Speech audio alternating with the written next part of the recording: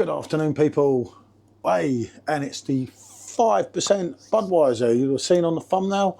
What we're bringing you today here at Rate My Beer. I was fortunate enough on my anniversary to go over to, where did I pick it up? France or Belgium? France, yeah. I did go with Belgium as well, but obviously I think it's Belgian brewed without taking the keg out. It's not, anyway, it's the 5%. Not the 4.5 rubbish that you now get in the UK.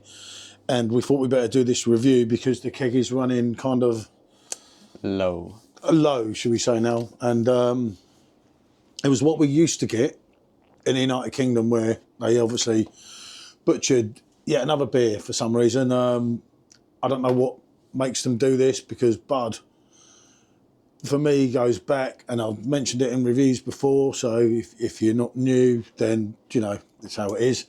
But it's one, when it came into the pubs in the 90s in the UK, we're all like, oh, wow, Budweiser, you know, king of beers.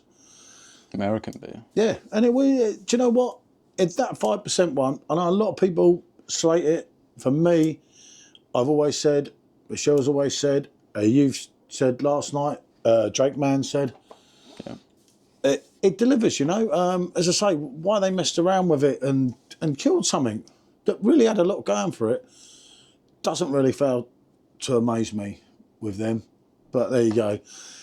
It's not the first one, Budweiser, as we know. It's not the last one. And you kind of get to the stage where you wonder what's next and so on, don't you? But 1984.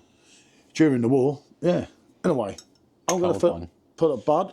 Hopefully it will not be another one of my special pours. Hopefully today we will not have Helen Keller on the pour. You never know. Oh, it's not this one. You nearly got Romola. I was going to say. Not Romola, is it? It's Via Roma or whatever. Via Roma, yeah. Whatever they're calling it these days. They ever make up their mind. Oh, God. Oh, Lord. Oh, Lord, make me pure. But not yet. Absolutely baffled. The machine's got a bit of gentleman's drip. Yeah, I have as you can see, the exclusive 5-finger head. I honestly have no idea. No, yeah, I'm getting more like him. No, I'm not getting like him. It's the age. I was drinking this last night in a TK, I'll show you the one here. And I was actually on a YouTube live, and you can see me drinking it, and it was pouring perfectly. I don't know, for whatever reason. I think I might just not have got the angle right, and obviously that's a thinner. Trouble is with the Pilsner glasses, with the machine, you have to get it right, or it's not going to be right. I mean, that's not that bad now. Yeah, it's livable. It's good enough for this, and so on. But yeah, it's not fantastic. Probably what you get in a UK pub. No, stronger. Getting 5%. I meant the pour. So, let's have a look. It's nice and cold, and that is what I like with a Bud. Doing the ponder test. Yep, you've got to give it a ponder. You've got your malts, you've got the breadiness, and you have a little citrusy. And that's pretty much the same with an awful lot of lagers.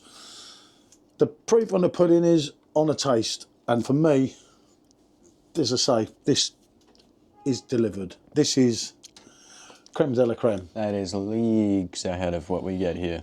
Yeah, it's an absolute cracker. That makes what we get here look like Bud Light. I mean, yeah, it's not going to blow you completely away. But what you are getting is a good, clean, crisp beer with a nice little bite. And at 5%, where it's light bodied, you're not getting that 5%. You could cane these in the daytime, and the next thing you know, you're going to be like, Jesus, that Bud's hit me. This is how it was back in the late 90s. This is when you used to get it in the bars. I say, you saw that Budweiser pump and you're like, oh yes. I mean, I lived in Windsor, and me and Dave used to go over to Bracknell from Windsor just to get Budweiser, because nowhere in Windsor at that point had Budweiser on draft. We found it in this skating place called Frisco's or something, Frisco Jacks, I don't know. But we went over there because Budweiser was on draft. And you got a pint of Bud and you chose Bud over your Stella, your Kronenberg at the time. Remember, that's the 5% And one. Blanc. No, Blanc's at a different bars. You didn't really get, yeah. You had Stella, which would have probably been 5.2. Lionbrow at 5.1 or 5, I think it might have been back then.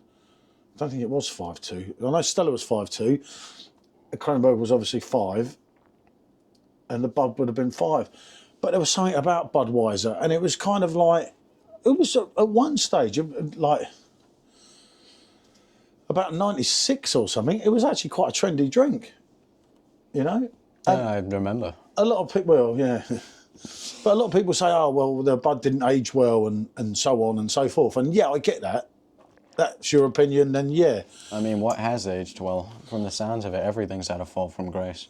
Most of the beers in the UK haven't they? But this, as I say, this is the Belgium stuff. French. Well, French, Belgium, it's irrelevant. It's the same European. stuff. Yeah, European stuff that they get over there.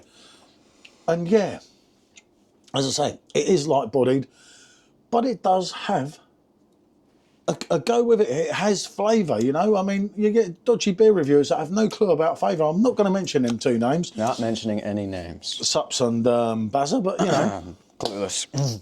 You know, but, as I say, it's each to their own opinion.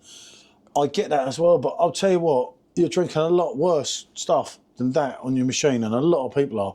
You go on about your Peroni, your Singer, that is way ahead. The Roma, you know, I'm obviously way ahead of the 4.5. I never know why they haven't given this the option, you know, to have that still here, because all of us would take it all day long. And a lot of people would agree with me, although I know a lot won't on this, because it is somewhat controversial with Budweiser video, as I learnt before in certain beer groups, because people are like, it's just crap. But it's like, a lot of them people haven't tried it since the 90s, and, you know, Clueless. I get that. You know, I get that. Even in 2018, there you go, look, there's a glass there, the World Cup, when we brought the Budweiser pack. Well, it doesn't have an M number on it. Eh? Doesn't have an M number on it. Well, no, because it's obvious. It's Oh, no, it's there. 2018. I've never seen that on the lower part of the glass before. It's always on the higher part. It has to be, doesn't it? And this one was 2020, you see? You know? As I say, I'm not a huge fan, but that's not a bad drink. You know, as I say, it's one that if you go over to France, or they ever get the 5% batch over here, because they don't sell them quick enough over there, and they will do that, knowing them as well. I don't know, because they dropped the ABV, so it gets a bit harder, but they've totally ruined it with the English one. I say, do check back on my reviews, and I gave it time after time after time just to try and give them the chance to get it right. It was never going to get right. It's complete rubbish, but that is a decent pint. I've drank enough beers. I've been drinking for 35, blimey, about 30 odd years. So I must have some of them. Oh my God. So out of curiosity, Scary. do glasses from the 90s say like M99, M98? I don't think they used to put that way back that time. I was just Wasn't curious nice. about that. But yeah, what can I say? That's Budweiser, European version. It's a definite yes, and that is up there for me. It's a great lager. It's way drinkable, isn't it? Yeah, it's very nice. What can I say? Dankeschön. As they say in Japan. Yep. Bonjour.